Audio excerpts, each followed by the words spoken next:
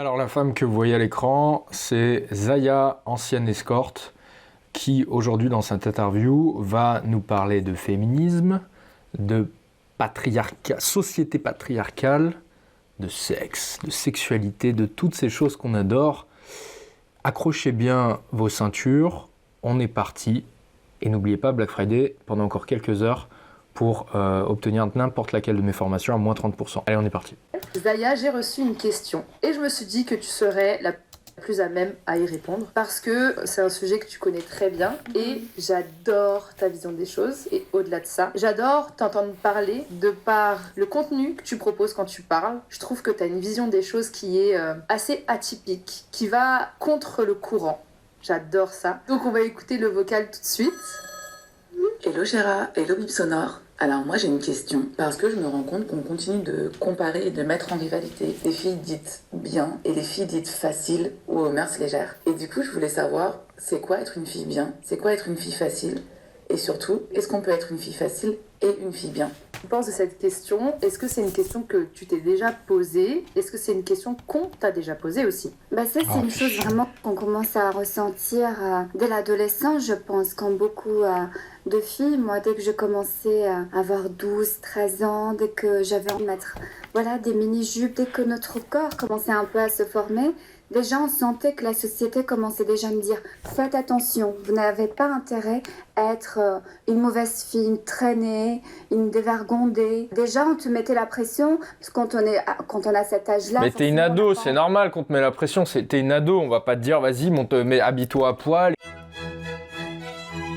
Et puis fais caca dans la rue, enfin, c'est normal. Habille-toi bien, habille-toi décemment. Et cache effectivement les caractères sexuels qui sont les tiens, c'est-à-dire tes seins et tes fesses. Oui, c'est pas un complot de la société. On est encore très jeune, on se développe finalement, on est en train de développer sa créativité. Et la société tout de suite nous juge par rapport à notre tenue vestimentaire. Et pour moi, la tenue vestimentaire, c'est aussi... Mais frérot, ta créativité, ça me tue cet argument. La créativité, il n'y a pas que les fringues pour la développer et l'exprimer. Tu peux l'exprimer de plein de manières différentes. Tu peux faire des dessins si tu veux, tu peux écrire des histoires si tu veux développer ta créativité. Quelque chose qui t'aide à t'épanouir créativement. Oh, putain. Par exemple, moi, quand j'étais plus jeune à cet âge-là, j'étais très fan, par exemple, de Britney Spears, Christina Aguilera. Et bien sûr, je m'habillais comme elle, j'adorais ça, cette mode des années... Ça en dit long sur toi, ma grande, ça en dit long sur... Tes modèles en disent long sur qui tu es. Voilà, il y a des garçons aujourd'hui, leur modèle, c'est Thomas Pesquet. Il y a des filles aujourd'hui, leur modèle, c'est Britney Spears. Bah voilà. Et il y a des filles aujourd'hui, leur modèle c'est Zaya peut-être aussi. Fais attention à tes modèles et fais attention aux modèles de tes modèles. Hein. Début 2000, le ventre à l'air, les mini-jupes, magnifique. Les piercings en nombril, le string qui dépasse. Ah ça, j'étais l'experte Bravo. numéro 1 dans le string qui dépasse. C'est vrai. Avec le taille basse. Voilà, la créativité au service de la mise en valeur de mon boule. Magnifique. Et le pire, c'est que c'est pas des meufs idiotes. Malgré la manière dont elles parlent, effectivement, elles parlent un peu comme une idiote. Le problème, c'est que dès son plus jeune âge, cette hyper femelle a investi toute son intelligence, toute sa créativité, tout son courage, toute son intelligence verbale au service de la séduction et particulièrement de l'apparence. Taille basse. C'est j'adorais ça. Et là, ce que je me suis dit récemment, c'est que nous, quand on a envie, parce que quand on est jeune, c'est une manière de développer sa créativité, de sa... Elle aime bien ce mot-là, hein, créativité, putain. Et je me dis comment je m'habillais à cette époque-là. Heureusement que je l'ai fait. Heureusement que je n'ai pas cédé au jugement et aux contraintes que la société m'imposait quand je me faisais insulter par les gens, quand on disait non. Il faut pas que tu t'habilles comme ça parce que ce n'est pas bien. Et heureusement parce que je me dis, par exemple, un garçon qui a envie de s'habiller comme Puff Daddy au même âge, est-ce qu'on va lui mettre un frein? Non. Les garçons, les adolescents... Je sais pas qui c'est, Puff Daddy, c'est de un rappeur, mais je suppose que c'est ridicule. Ça doit être une manière ridicule de s'habiller. Si t'es habillé de manière ridicule avec ton cul à l'air, quand t'as un mec, ouais, t'inquiète pas qu'on va te le dire. T'inquiète pas qu'on va dire, mec, pourquoi t'es habillé comme une pédale, tout simplement. À cet âge-là, on les laisse développer leur créativité complètement. Mais les filles, déjà, dès cet âge-là, on les brime par rapport à cette idée qui... Non, mais les garçons, la plupart du temps, ils vont développer leur créativité dans d'autres domaines.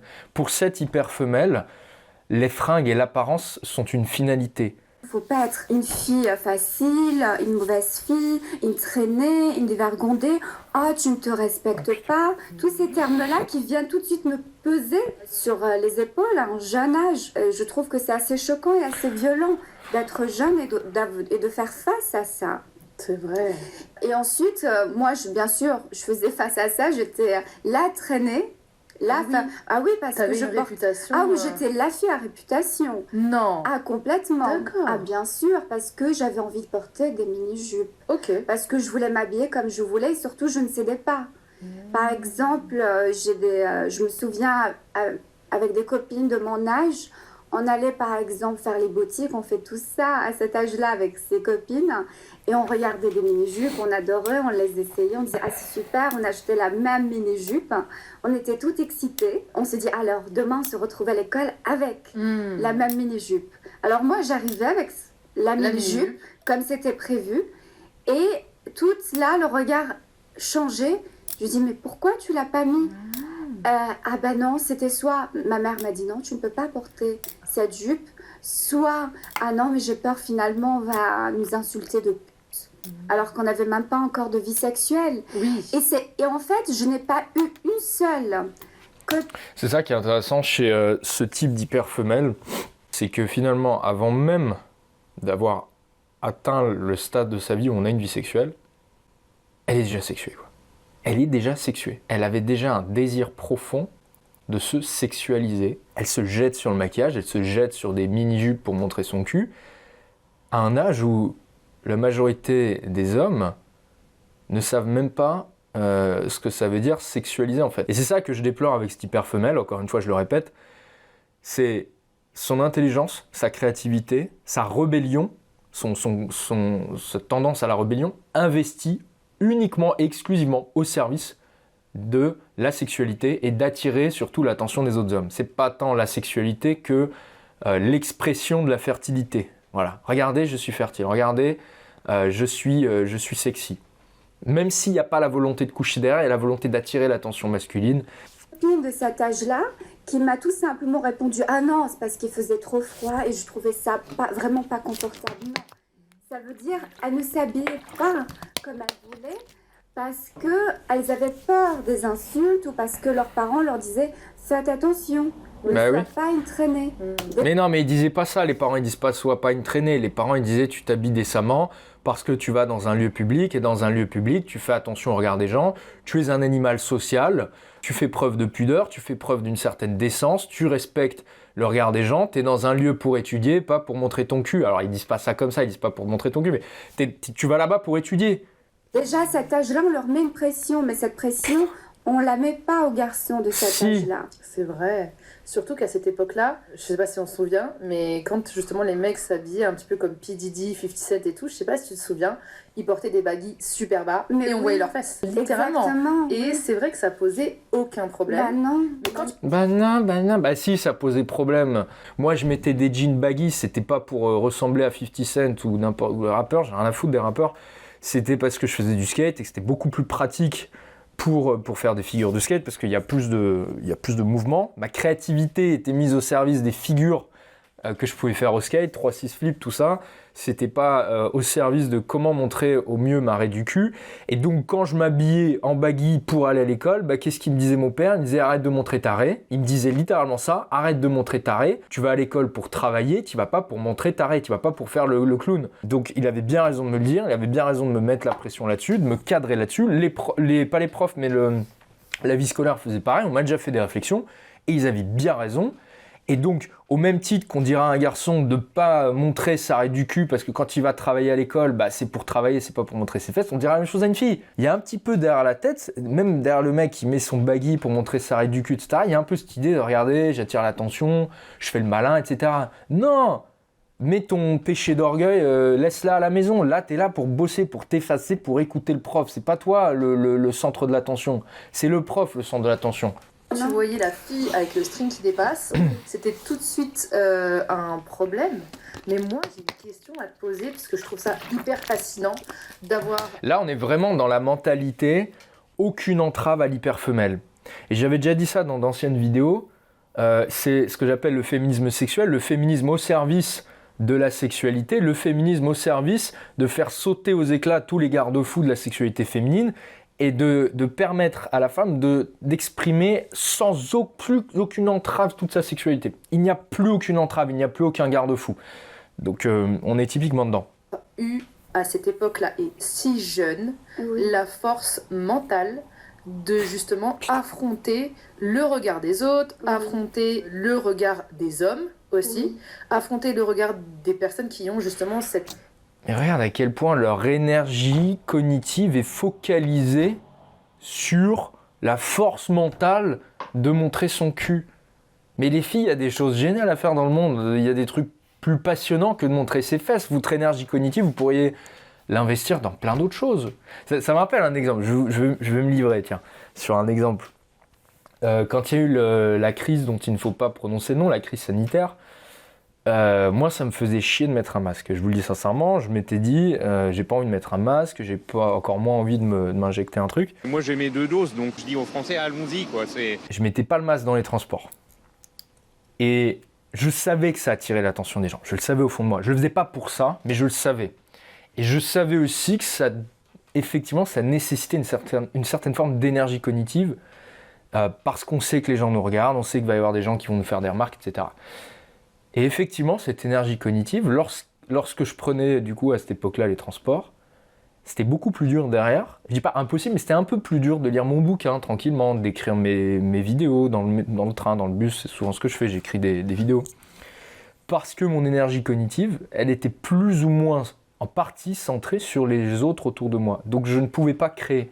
J'avais décidé d'investir mon énergie dans cet acte antisocial qui était très superficiel, et donc mon énergie cognitive n'allait pas à des tâches plus élevées, supérieures, des tâches intellectuelles supérieures. Ne pas mettre un masque, j'en tirais strictement aucune gloire. Par contre, écrire des vidéos stylées, oui, j'en tire un orgueil, mais c'est parce que c'est une tâche intellectuelle supérieure. Donc là, pendant que tu es concentré à savoir, ah les mecs, t'as vu, je suis habillé comme une pute, je fais ce que je veux, je suis libre, je suis une rebelle, etc. Bah, ton énergie, elle n'est pas consacrée à écrire de la poésie, à lire des bouquins, à écrire des chansons, tout ce que tu veux. Voilà. On va me dire, ouais, mais on peut faire les deux. Bah non, justement, ce que je suis en train de dire, c'est difficile. Lorsque tu es concentré sur tout le monde va me regarder, tu n'es pas concentré sur d'autres choses. Aujourd'hui, son identité à cette femme est construite autour de cette idée de s'habiller comme je veux. Je mène un combat rebelle contre le regard masculin, contre la société. On ne sait pas trop ce que c'est la société. Pour la créativité dans la manière de montrer mes fesses. Et le reste, par contre, voilà, ça s'arrête là. Quelle ambition, putain, mais quelle ambition! Parce que pour moi, ça vient de l'hypersexualisation du corps de la femme. Ah ouais, parce qu'en soi, des fesses, des seins, déjà... allô, on a tous 2 bras, 2 jambes, 2 fesses, allô quoi, genre, ça devrait pas être sexualisé, c'est la société patriarcale qui nous pousse à nous habiller comme des salopes. Il n'y a rien de sexuel, c'est la société qui a décidé de rendre ça sexuel, on va dire. Et même si c'est sexuel, pourquoi on se ment ? On aime tous le sexe. Bah oui, c'est vrai. Bah ouais, moi j'adore faire caca par exemple. Quand je vais à McDonald's par exemple, j'ouvre la porte quand je fais caca et les gens me disent mais arrêtez, fermez la porte. Je leur dis mais non, je ne me soumettrai pas à la société patriarcale qui m'interdit d'ouvrir la porte ouverte. On a tous 2 bras, 2 jambes, on fait tous caca, c'est naturel, j'ai envie d'ouvrir la porte. Voilà, ça dérange personne. Faire semblant que, oh là là, il faut surtout pas le montrer qu'on veut. Bah non. Bah oui. On les délivre, mais non. on vient d'où? Ah bah ouais, on vient d'où? Bah excellent argument. Donc faisons l'amour, baisons dans la rue quoi. Allons-y quoi. Moi je dis allons-y. Allons-y, quoi. On vient d'où? Mais c'est ça qui arrive. Bah ouais.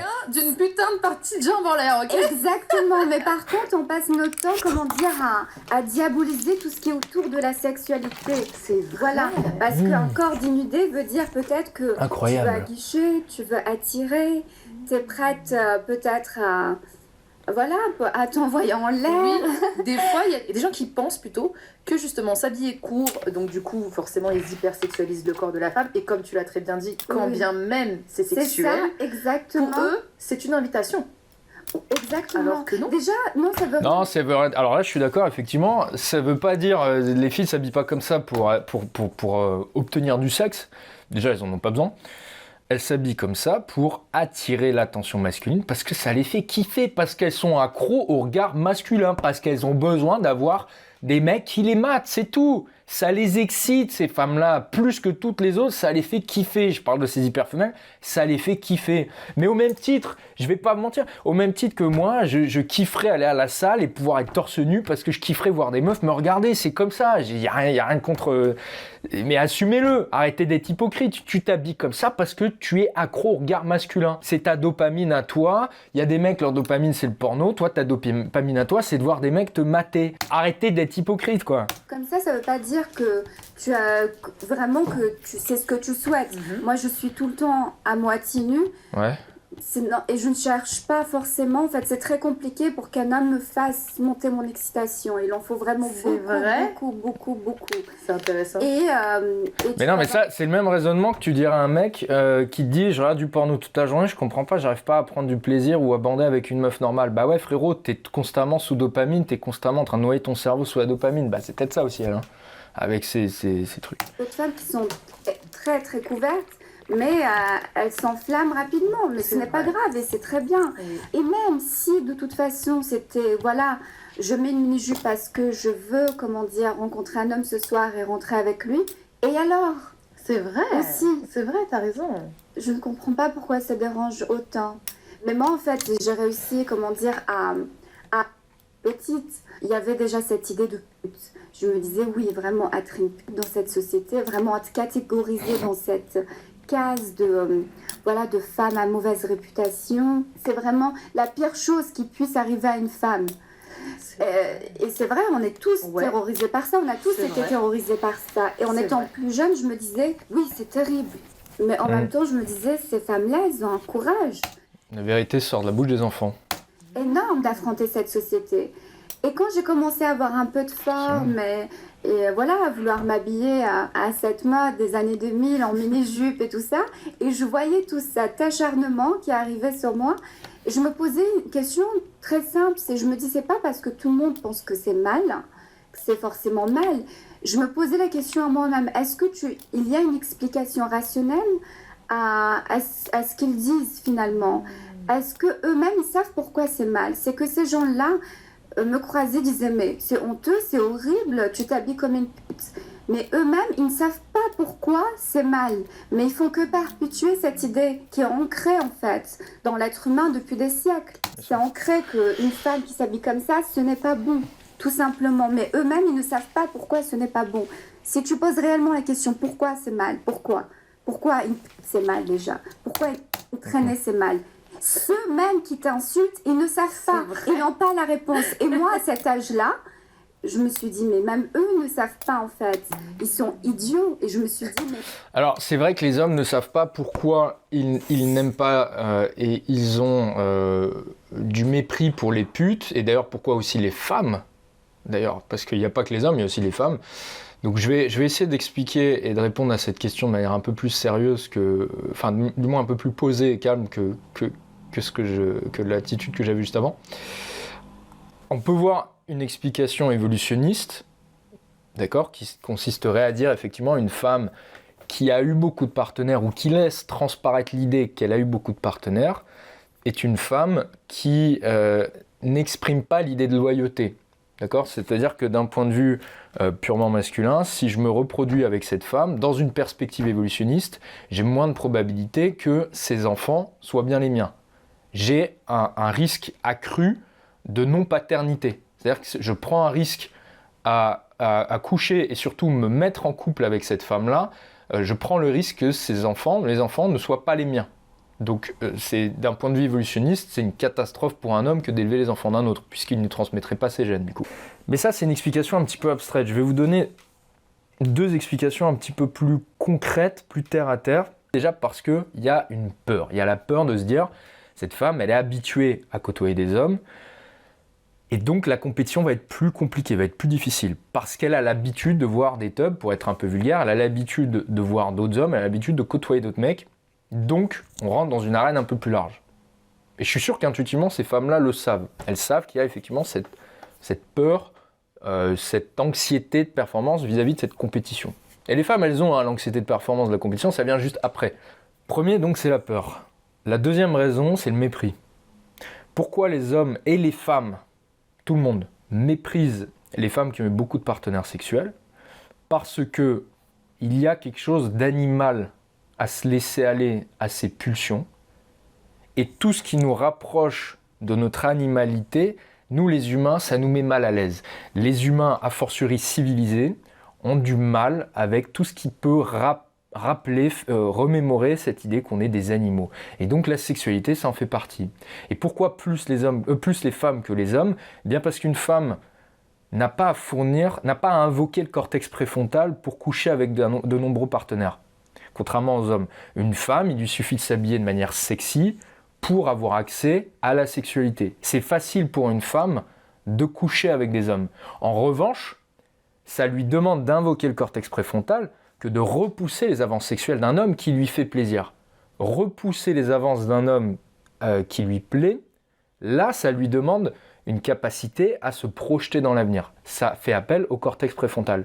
Une femme peut donc être accro, si vous voulez, à la sexualité, comme un homme le sera pour le porno. C'est-à-dire, j'appuie sur un levier, j'obtiens du sexe. Pour une fille, c'est possible. Pour un homme, c'est pas possible.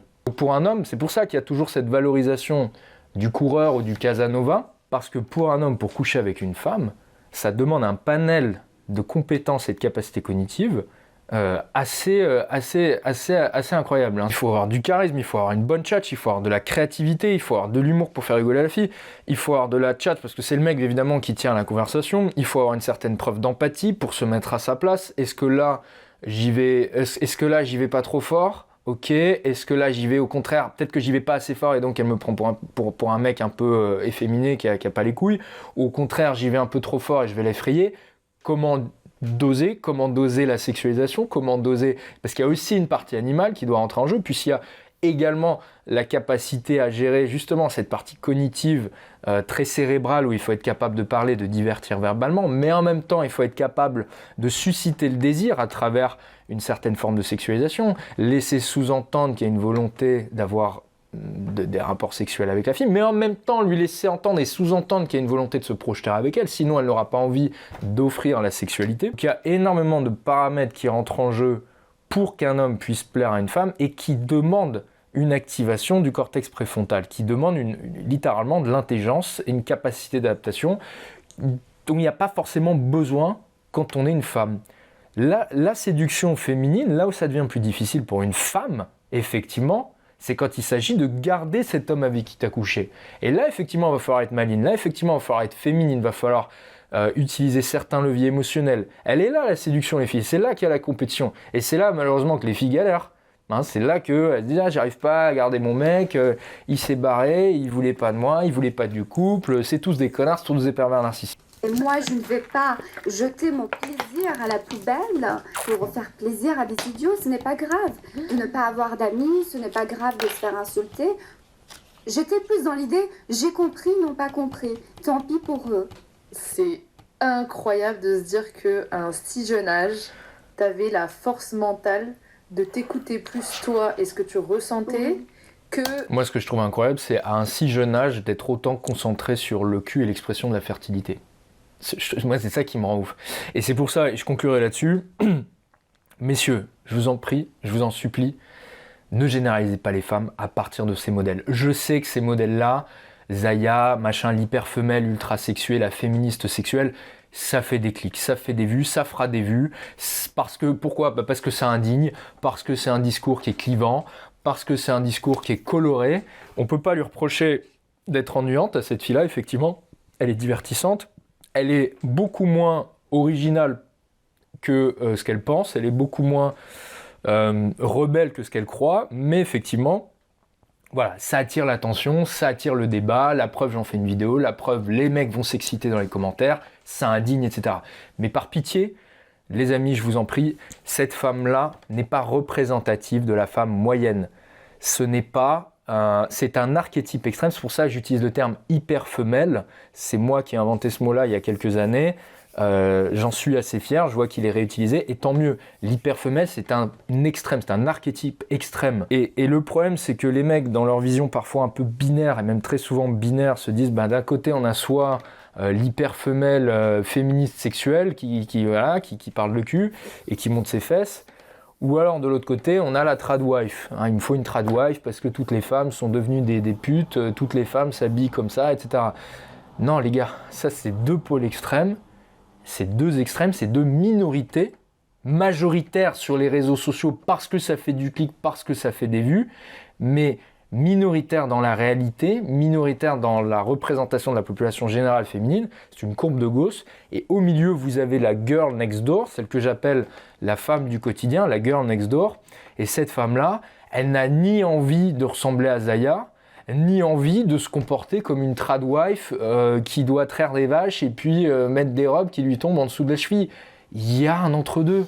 Il y a des meufs, et la majorité des meufs, qui trouvent qu'il y a certaines bonnes idées dans le féminisme, effectivement, voilà, c'est bien une femme qui travaille, etc. J'ai pas envie de glander à la maison et de rien foutre, comme la tradwife que je vois sur TikTok, mais j'ai pas non plus envie d'aller me trémousser le cul en soirée, en boîte de nuit ou à l'école.